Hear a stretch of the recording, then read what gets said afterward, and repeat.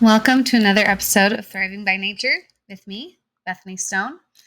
And today I was thinking about the life skill that I wanted to talk about, and I thought that effective communication would be a really great topic.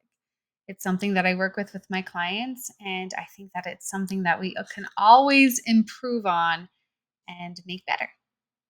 So I was thinking about how if we don't communicate, we don't get anything. You think about an infant. An infant learns how to communicate very quickly.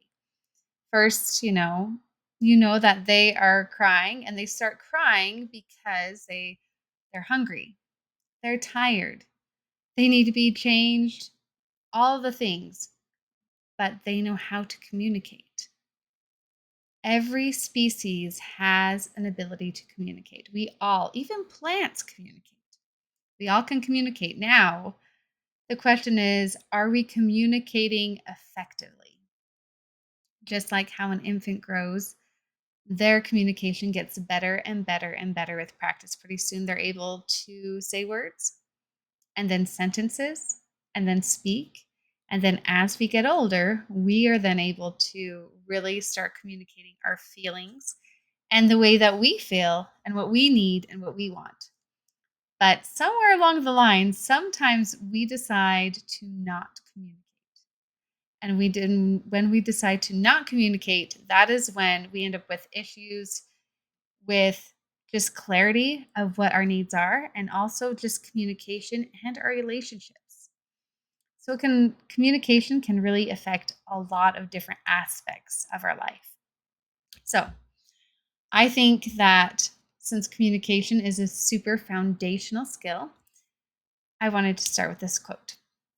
It says, Paul J. Meyer, he says, communication is the foundation upon which all successful relationships are built. So if you cannot communicate effectively, you cannot build a successful relationship. Whether it is with our families, our friends, our colleagues, it is the ability to truly connect with words and actions that really set us apart. So here is a fun story that I wanted to tell you. There is an Aesop fable, and it is called The North Wind and the Sun. So in this story, the north wind challenges the sun and says, "Do you see that man down there? Well, he's wearing a jacket. I want to have a challenge with you. Let's see who can get that man to take his jacket off first." So the north wind starts blowing, and he blows hard and hard and hard. And what happens is that man grabs his jacket and he pulls that jacket tighter and tighter and tighter around him because he doesn't want it to blow off. Well, the north wind finally just gives up and is like, "This isn't working. I can't do this." So then the sun comes out and says, "Here, let me have a shot." So the sun beats down on the man very gently, but warm. And the more that the sun warms this man, the more of the jacket comes off until finally he takes his whole jacket off. What does this have to do with communication? Communication, when it's done gently and effectively and clearly, makes people open up towards you. When it is forceful or when you are harsh or demanding, it makes people close up and want to go tighter and tighter and away from you. Communication is such a key aspect of our lives. And really, it can improve our relationships, our careers, everything. Communication is key. I'm sure you've heard that saying before, but it truly is. Communication is key. Research actually shows that there's two parts of communication. Yes, there's the part of expressing and saying all the things, but the second part of communication is listening. So, research actually shows that active listening, really hearing what someone is saying without any judgment, can improve your relationships and reduce misunderstandings. And also, a study that was published in the Journal of Counseling and Development found that active listening and people that did active listen made people feel valued and understood, and they had better connections and relationships than the people that did not listen. So,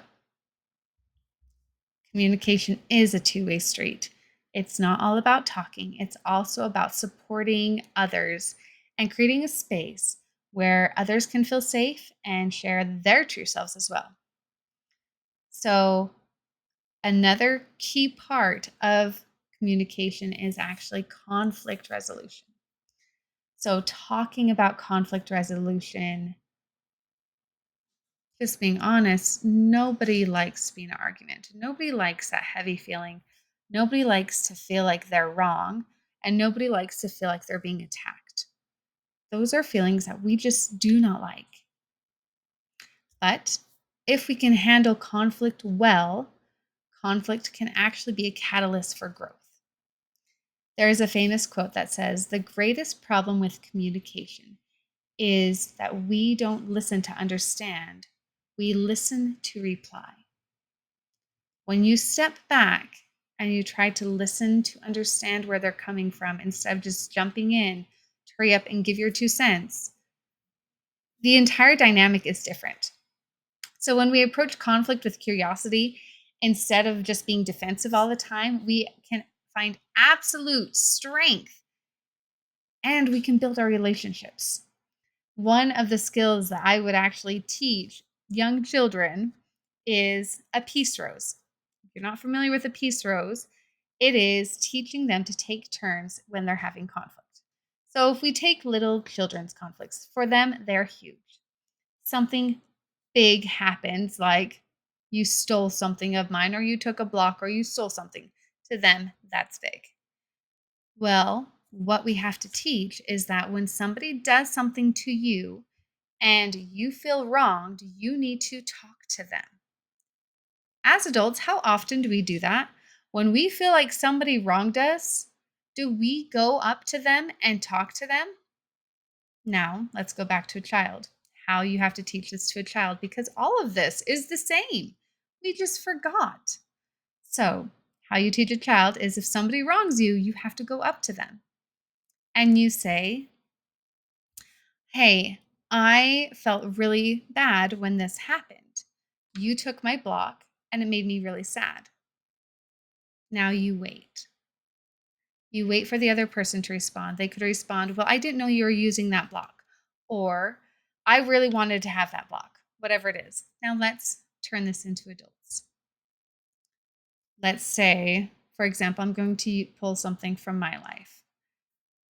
Well, there was a woman and she was not always very nice to me. And I needed to use the same conflict resolution skills. So when I went up to her and I said, "Hey, I found out that you spoke not kindly behind my back about something.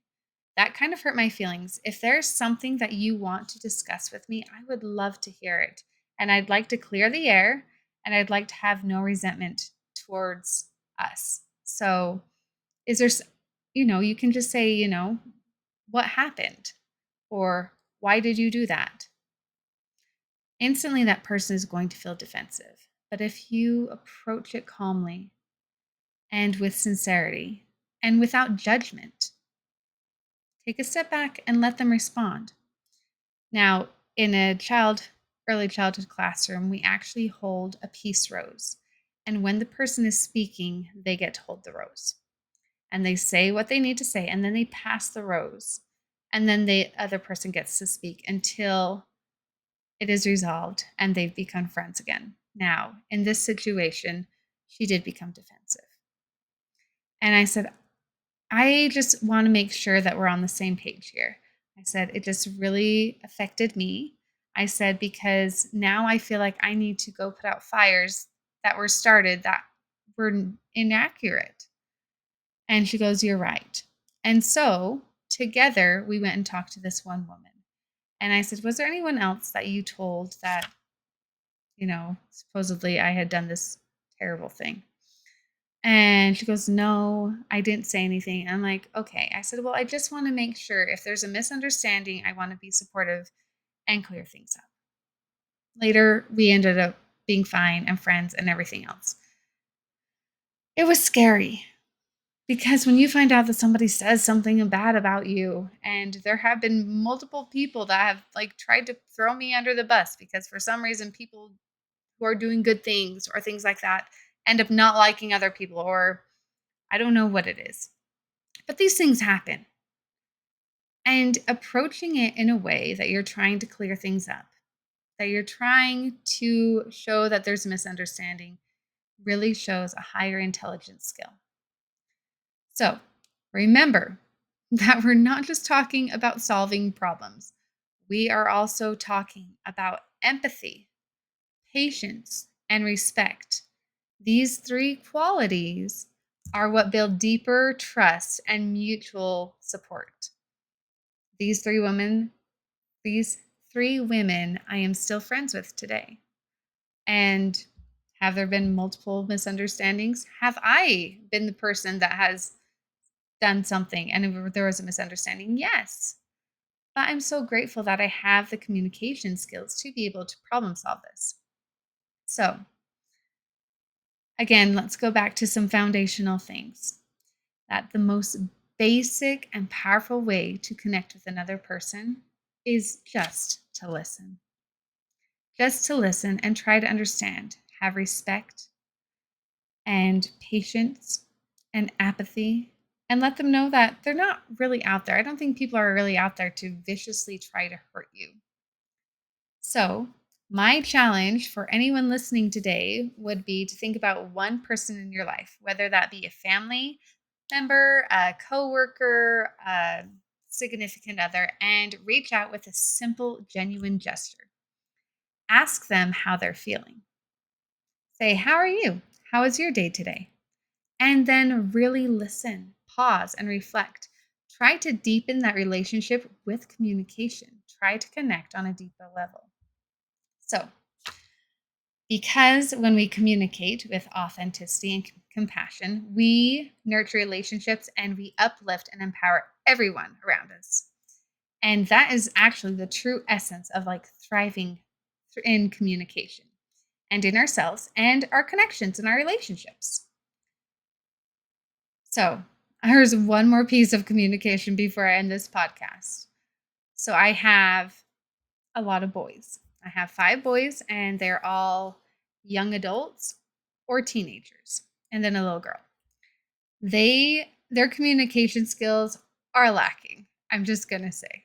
But I think it's also the generation. And it's also a lack of understanding the communication.